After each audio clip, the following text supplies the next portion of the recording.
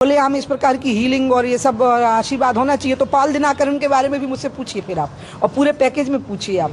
फिर ऐसा नहीं होगा ना कि कोई ईसाई करेगा तो उसको करने देंगे और हिंदू करेगा तो उसकी आलोचना करेंगे, ये नहीं, फिर दोनों को मिला। आंख वाले पॉल बाबा। जी हाँ, बीजेपी की बड़ी नेता उमा भारती ने आज एक नई बहस छेड़ दी है।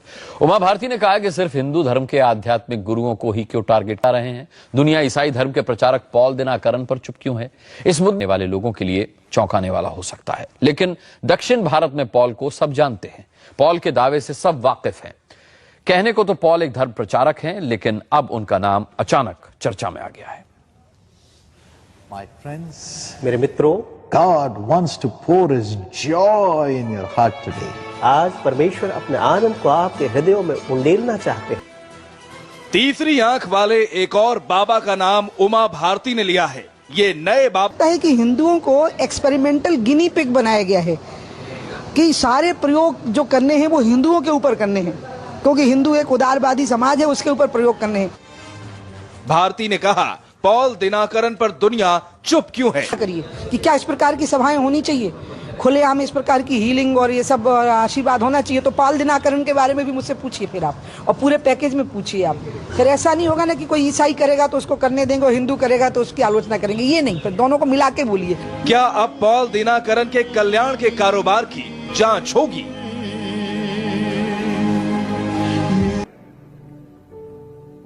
आप किसी भी बंदे को, वो अपने धर्म का जितना मर्जी पक्का हो, आप उसको वचन दे सकते हो, आप उसको यीशु मसीह के बारे में बता सकते हो, आप उसे ये बोल सकते हो कि भाई साहब तू यीशु मसीह का बपतिस्मा ले, परमेश्वर तुझे सब कुछ देगा। कोई चैलेंज नहीं है आपको लॉ के मुताबिक।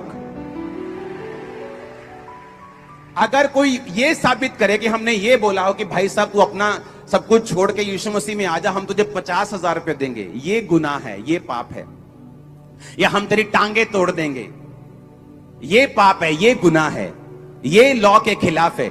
आप किसी भी बंदे को यीशु मसीह के बारे में बता सकते हो, वो कितना भी बड़ा धर्म का अगुवा क्यों ना हो, वो किसी भी धर्म का, आप उसको भी बता सकते हो, आपको कोई चैलेंज नहीं है। कोई आप पर केस नहीं कर, जो ऑफिसर आप पर केस करेगा वो सस्पेंड होगा, उस पर भी केस किया जाएगा फ्यूचर में, आप देख लेना। ये लॉ में है। लॉ को कोई चैलेंज नहीं। मैं अपने लोगों को बोलता हूं कि जिस मर्जी से पंगा ले सकते हो, लॉ से कभी कोई पंगा नहीं। ये बिल्डिंग्स, ये चीजें, मेरी एनजीओ, हर एक चीज लॉ के हिसाब से हम चलाते हैं। हमारे पास लाखों लोग हो, लाखों सपोर्ट हो, सरकार की, गैर सरकार की, लेकिन हम कभी भी लॉ के खिलाफ मेरे जाना पसंद नहीं करता हूं। शुरू से मुझे लॉ पसंद है। मुझे मालूम है कि परमेश्वर लॉ से बंधा हुआ है। हमें भी लॉ की इज्जत करनी है, चाहे वो देश का हो, चाहे वो बाइबल का लॉ हो। इसलिए मैं आपको कहीं किसी जगह पे नहीं मिलता हूं। कोई मुझे मिलने के लिए अपनी जगहों पे नहीं बुला सकता। मैं उसे बताता हूं, भाई मैं तेरे धार्मिक प्लेस पे नहीं आ सकता, मेरा लॉ मुझे इजाजत नहीं देता कि मैं तेरे पास आऊं।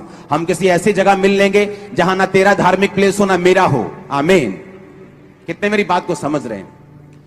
इसलिए जब कोई आपको ये बोलता है कि तूने धर्म परिवर्तन किया, तो वो भी पाप नहीं है, वो भी लॉ, इंडियन लॉ के हिसाब से वो गलत नहीं है। किसी को आप यीशु मसीह के बारे में बताएं, वो अपने धर्म का जितना मर्जी ऊंची पोजीशन पे हो, इस बात पर भी आप पर केस नहीं किया जा सकता। हालेलुया। इसलिए एक्शन कमेटी का गठन कर दिया गया है। कल एक पास्टर को रास्ते में किसी ने कुछ मारने की कोशिश की, तो मैंने उनको बताया था कि हम कड़ी निंदा नहीं करेंगे कि फलाने ने बुरा किया, ढमकाने ने बुरा किया। उस पास्टर का सारा खर्चा, उसकी सारी हॉस्पिटल का खर्चा एक्शन कमेटी ने उठाया। उसको, उसके घर में 20,000 महीना सपोर्ट लगाई। उसको कौम का हीरो बनाएंगे, उसको सम्मानित करेंगे, उसको बुलाएंगे, उसको हार देंगे। एक भी विश्वासी पंजाब का मेरी चर्च का मेंबर हो चाहे ना हो, वो कैथोलिक मेंबर हो, वो CNI मेंबर हो, वो पेंटिकोस्टल मेंबर हो, वो साल्वेशन आर्मी हो, वो कोई मेंबर हो, किसी पर कोई आंच आई, हम उसके साथ हमेशा खड़े रहेंगे थे। किसी को प्रॉब्लम हुई, कोई पास्टर, एक मेंटरशिप की मीटिंग में मैंने एक प्रोफेटिक वर्ड दिया था, उसको मैं चाहता हूं आप उस प्रोफेटिक वर्ड को देखो, मैंने क्या बोला था मेंटरशिप मीटिंग में।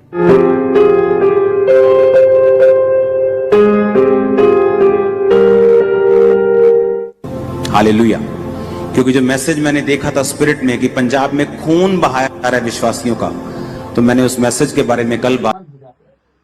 और जब वो एक मन होता है तो हम, जैसे यीशु मसीह ने लोगों के लिए किया, परमेश्वर हमारे द्वारा वो सब चीजों को करा सकता है।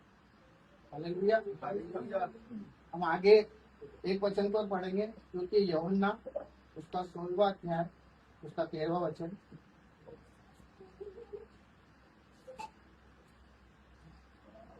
परंतु जब वह अर्थात सत्य का आत्मा आएगा तो तुम्हें सब सत्य का मार्ग बताएगा, क्योंकि वह अपनी ओर से न कहेगा, परंतु जो कुछ सुनेगा वही कहेगा और आने वाली बातें तुम्हें बताएगा। हालेलुया। जो ये पॉइंट है उसमें एक पवित्र आत्मा हमारे जीवन के लिए क्यों जरूरी है, क्योंकि जब वो सत्य का आत्मा आएगा तो वो उसकी ओर से नहीं बोलेगा, उसको भी परमेश्वर ने वही आज्ञा दी है, वही काम वो करेगा।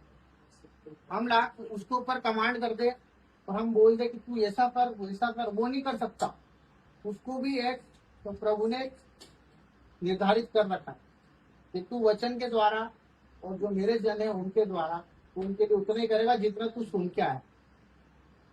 और उसके बाद हम एक और वचन को पढ़ेंगे कि पवित्र आत्मा वाली क्यों जरूरी है। 1 कुरिन्थियों 2:12।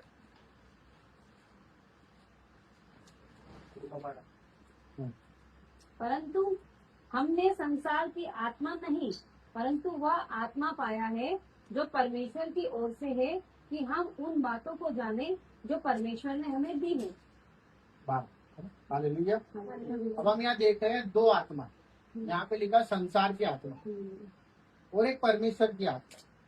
कहने का मतलब ये है कि इस संसार में 2 योजनाएं चल रही है, एक परमेश्वर की योजना और एक संसार की योजना। अगर हमारे अंदर पवित्र आत्मा नहीं है और उसका बपतिस्मा हमने नहीं लिया तो हमको ये पता ही नहीं होगा कि शैतान की योजना क्या है, संसार की योजना क्या है और परमेश्वर की योजना क्या है। अगर हमारे अंदर वो पवित्र आत्मा ही नहीं है तो हम संसार की योजना को सोचेंगे कि तो पवित्र आत्मा की योजना, और पवित्र आत्मा की सोचेंगे संसार की योजना। पर जब हम उसको ले लेंगे, उसका बपतिस्मा ले लेंगे, तो वो हमारे लिए उन चीजों को बताएगा। जैसे हमने पिछले वचनों पढ़ा है कि वो बता रहे कि ठीक ठीक समय पर हर चीज करना हमको बताएगा और वो भेद बताएगा। जैसे आज हम मान लो एक छोटा सा गुनाह भी करते थे और छोटी सी गलती भी कर देते हैं। हम क्या, मान लो हमारे पास एक पानी की बाल्टी उसकी छोटा सा छेद है और हम सोच रहे वो छेद को नजरअंदाज कर दो, पर ऐसा नहीं, उसमें से पानी लीकेज होगा और पानी निकलेगा। मतलब एक छोटी सी गलती हमारे अंदर बेचैनी डालेगी। अगर परमेश्वर में हमें, पवित्र आत्मा में हमें, तो वो है ना हमारे अंदर तड़प आएगी एक, और बहुत हमारे अंदर ऐसा लगेगा कि हम जैसे अपने आप को छूट समझेंगे कि हमारे अंदर है ना कोई गंदी चीज आ गई है भाई, हमने कहीं ना कहीं छोटा सा मिस्टेक की है। तो वो पवित्र आत्मा आपको बार बार ये आपको बताता रहेगा कि तूने गलती करी है। तू भले मान या मत मान, उसको कैसी भी तरह तू मोड़ ले तो प्रभु, पर पवित्र आत्मा इतना हमारे लिए निर्दय भी नहीं है, उसने हमारे लिए उपाय भी रखा है। पवित्र आत्मा खुद हमारा उपाय है। हालेलुया। जब हमसे कोई गलती हो जाती है ना तो वो हमारे लिए वकालत करता है, वो हमारे लिए वकील बन जाता है उस न्यायाधीश के सामने जो परमेश्वर है। पवित्र आत्मा ने हमें बताया कि वो हमारे विवेक जो मर जाता है ना, उस विवेक को जिंदा कर देता है। जब हम निराशा में थे, आज हम तकलीफों में थे, तो हम सोचते थे, मैं सोचता था कि जीवन में कोई बचाने वाला नहीं है, या तो मारो या तो मरो। एक ऐसी सोच आ गई थी कि मरना है भाई, जिंदगी में क्या रखा, खत्म कर लो आज ही। पर ये जो हम पवित्र आत्मा के बपतिस्मा की बात कर रहे हैं ना, यहाँ आत्मा की बात तो हो रही है, पर यहाँ पर शरीर की बात भी हो रही है। आप मेरे को थोड़ा सा विचार करके बताओ कि परमेश्वर हमारे शरीर को बचाना नहीं चाहता, तो रोग कहाँ होते हैं, चिंता काय की होती है। हम कहीं जाते हैं, कहीं भी करते हैं, तो किस चीज को लेके जाते हैं, है ना।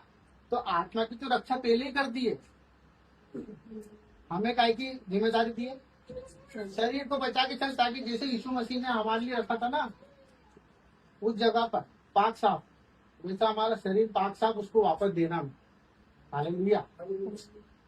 जैसा उसने हमको माँ के गर्भ से चिपला के देख लिया था कि ये मेरा है, उसका शरीर आज जो भी युद्ध चल रहा है, जो भी तकलीफें चल रही है, शरीर की तो चल रही है।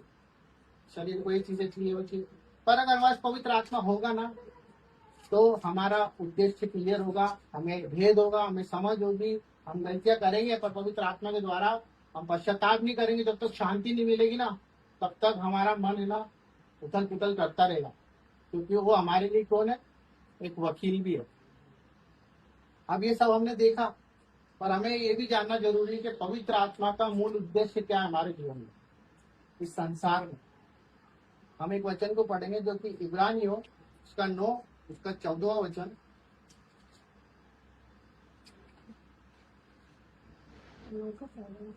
तो मसीह का लहू जिसमें आप